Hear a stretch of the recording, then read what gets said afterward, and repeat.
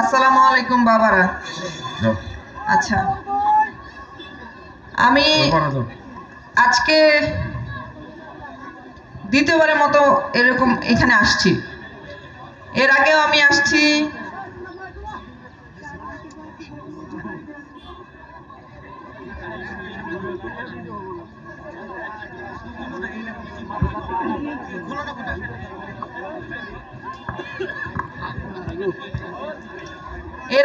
এখানে আসছি না?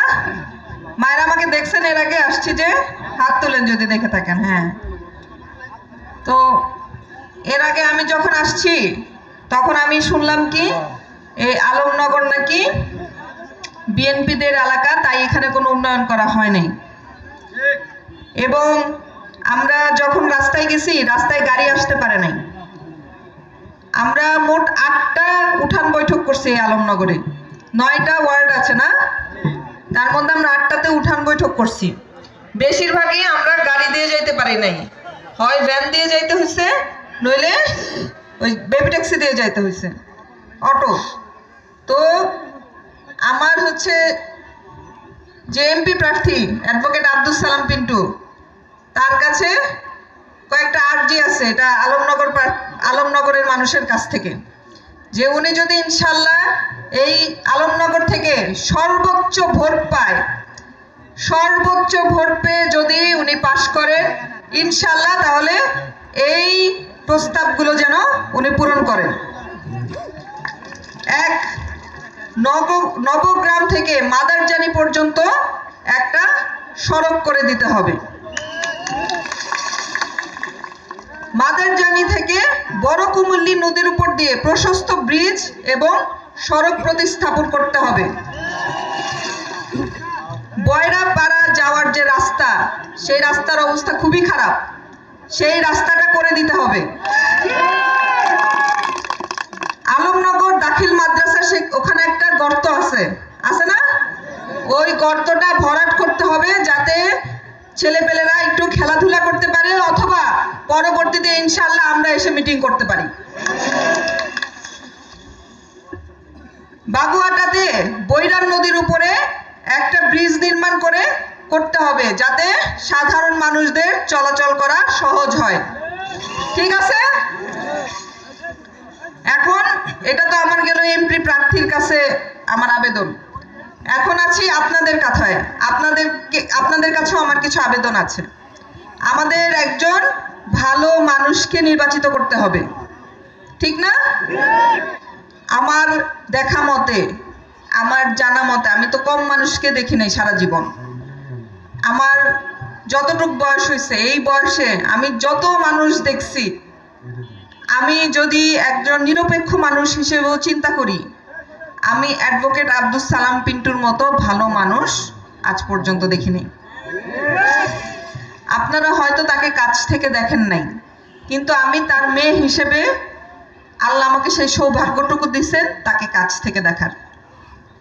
বাবা হিসেবে উনি খুবই খারাপ, বাবা হিসেবে আমার বাবা খুবই খারাপ। আপনারা আপনাদের সন্তানদের জন্য কিছু না কিছু রেখে যাচ্ছেন না? এক টুকরা জমি রেখে যাচ্ছেন, অথবা গোলা ভর্তি ধান রেখে যাচ্ছেন, অথবা একটা বাড়ি রেখে যাচ্ছেন, একটা কিছু তো রেখে যাচ্ছেন। আমার বাবা আমাদের জন্য কিছুই রেখে যায় নাই।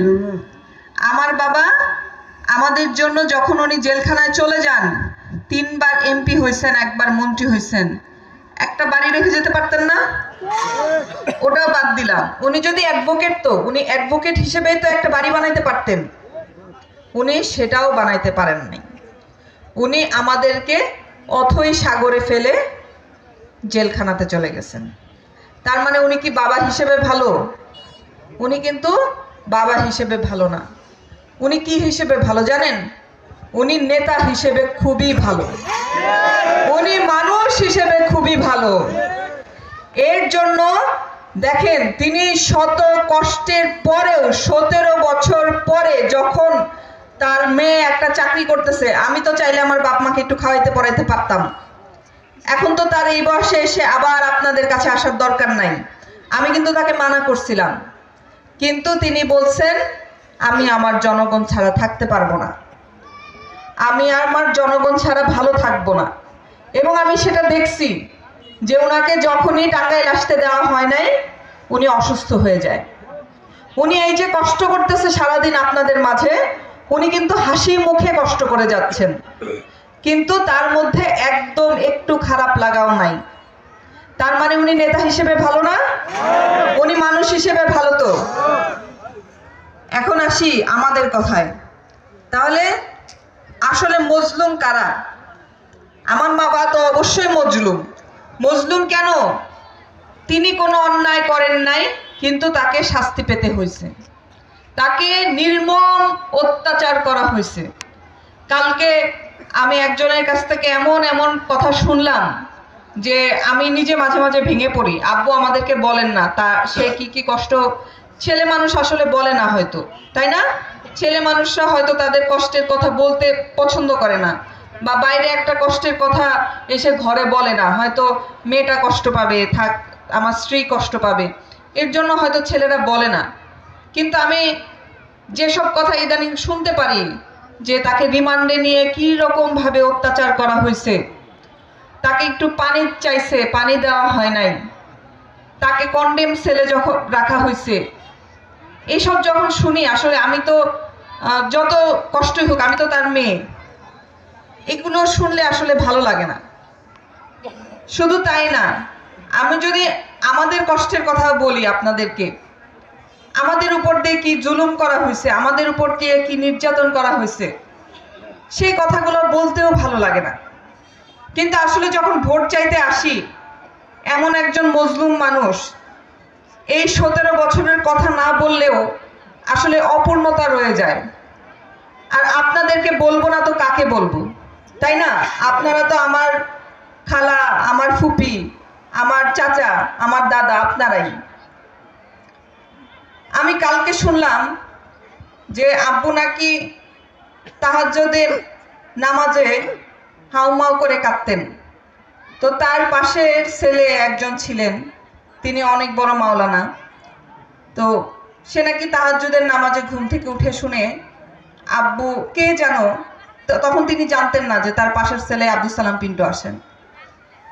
নামাজের মধ্যে নাকি কে হাউমাউ করে কাঁদতেছে যে আল্লাহ আমার তো কোনো দোষ নাই, আল্লাহ আমি তো কিছু করি নাই, তাইলে আমারে এত কষ্ট কেন দিতেছো আল্লাহ, তুমি আমারে মাফ করে দাও, আমি যদি কোনো ভুল করে থাকি আগে, যার জন্য আজকে এই কষ্ট দিচ্ছ, কিন্তু যে যার জন্য আমি শাস্তি পাচ্ছি সেই কাজ তো আমি করি নাই আল্লাহ, আমি কারো মনে কখনো কষ্ট দেইনি, কখনো খারাপ কিছু করি নাই, তাহলে কেন আমাকে এই কষ্ট দিতেছে?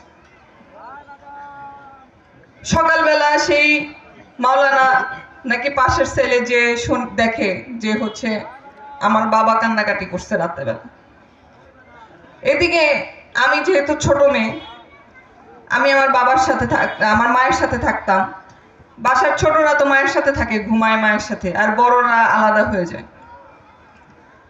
তো আমি থাকতাম আমার মায়ের সাথে। আমার রাতেবেলা ঘুমাইতে পারতাম না, তাহাজ্জুদে দেখতাম আম্মা হাউমাউ করে কাঁদতেছেন, হাউমাউ করে কাঁদতেছেন, সে দম নিতে পারতেছেন না, এইভাবে কাঁদতেছেন। কি পরিমাণ কষ্ট ছোটবেলা থেকে আমরা পাইছি যে প্রতি রাতে ঘুম থেকে উঠে দেখি আম্মা কাঁদতেছেন, আব্বার সাথে দেখা করতে গিয়ে দেখি আব্বা কাঁদতেছেন। এরপরে তো আছেই যে আব্বুর চিকিৎসা, আব্বুকে ঠিক মতো চিকিৎসা দেওয়া হয় নাই, বেগম খালেদা জিয়াকে কি চিকিৎসা দেওয়া হয় নাই, আমার বাবাকে কি আর চিকিৎসা দিবে? আমি যেহেতু ডাক্তার হচ্ছিলাম, আমি বুঝতাম যে আব্বু অনেক অসুস্থ, আমার আব্বুর চিকিৎসা খুবই দরকার, কিন্তু তাও আব্বুকে চিকিৎসা দেওয়া হয় নাই। একটা অপারেশন যেটা অনেক আগে করা উচিত ছিল, সেই অপারেশনটা তখন তাকে করতে দেওয়া হয় নাই, যার জন্য উনি এখনো ব্যথায় ভুগে, এখনো কষ্ট পায়, সেটা আমি বুঝি। আমার দাদির কাছে যখন যাইতাম, আমার দাদি আমাদের সান্ত্বনা দিতেন যে আমার পিন্টু কিছু করে নাই, আমার পিন্টু নির্দোষ, দেখবা একদিন বের হয়ে আসবে, দেখবা আমার পিন্টু একদিন বের হয়ে আসবে। আমার দাদি দেখে যেতে পারে নাই যে তার পিন্টু বের হয়ে আসছে। আমার দাদির যখন মারা যায়, তার 3 দিন আগে আমি তার সাথে দেখা করতে গেছিলাম। দাদিকে আমি জিজ্ঞেস করলাম, দাদি, দাদু উঠো, দাদু উঠো। দাদু অচেতন অবস্থায় একটু চোখ খুলতে খুলতে বলে, কে পিন্টু আইসোস? সে তার ছেলেটাকে না দেখেই মারা গেছে। সে তার ছেলেটাকে না দেখেই মারা গেছে। হয়তো দুনিয়ার সবকিছু দিয়ে এইসব ব্যথা ভুলে যাওয়া যাবে, কিন্তু এই যে একটা মা মারা গেল তার ছেলেকে না দেখে, এই যে একজন সন্তান তার মায়ের জানাজা অংশ নিতে পারলো না, এই যে তার মাকে একটু জড়ায় ধরতে পারলো না, বলতে পারলো না, আম্মা তুমি ঠিক বলছিলে, আমি তো নির্দোষ। এই অন্যায়ের প্রতিবাদ করতে হবে। এই অন্যায়ের প্রতিবাদ আমাদের মায়েদের করতে হবে। এটা একটা মায়ের উপর জুলুম হয়েছে, এটা একটা সন্তানের উপর জুলুম হয়েছে। তাহলে এই মা, এই সন্তানের জন্য 12 তারিখে আমরা সবাই মিলে ভোট দিতে যাব।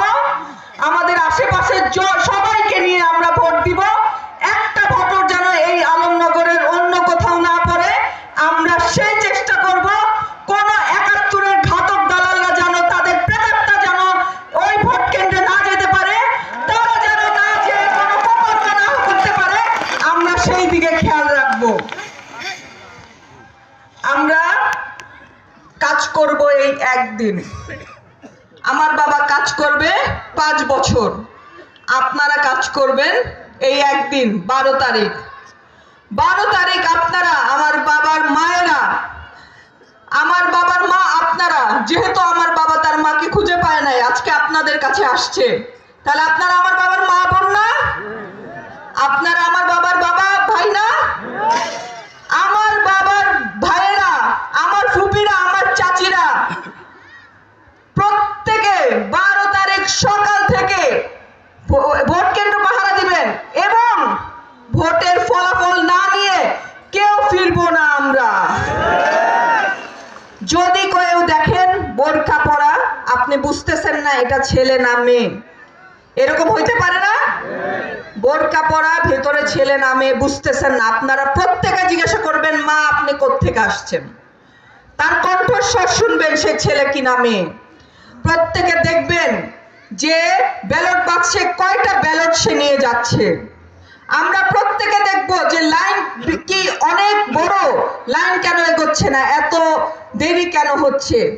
আমরা প্রত্যেকে ভোট না দিয়ে, ভোটের ফলাফল না নিয়ে ভোট কেন্দ্র থেকে বের হব না। আমাদের মাদের, আমাদের বোনদের কেউ 500-1000 টাকা দিয়ে কিনতে পারে না, এটা আলমনগরবাসী দেখায় দিবে ইনশাআল্লাহ। আমাদের ভাইরা আমাদের মাদেরকে প্রোটেকশন দিবে, তাদের নিরাপত্তার দায়িত্ব আমাদের ভাইদের, আমাদের চাচাদের। কিন্তু এইবার ভোট কেন্দ্র থেকে আমরা কেউ যাব না ইনশাআল্লাহ।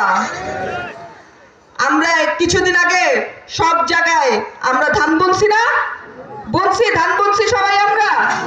ইনশাআল্লাহ আমরা প্রত্যেকে 12 তারিখ সেই ফসল নিয়ে বাড়িতে ফিরবো।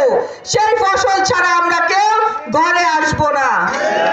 ভাইরা আমার, মায়েরা আমার, আর আছে বাকি 5 দিন। আপনারা প্রত্যেকে আপনাদের আত্মীয় স্বজন, পাড়া প্রতিবেশীকে বলতে পারবেন যে আব্দুস সালাম পিন্টুর জন্য ভোট দিতে। আপনারা প্রত্যেকে দরকার পড়লে ভ্যান ভাড়া করে সবাইকে নিয়ে যেতে পারবেন ভোট কেন্দ্রে।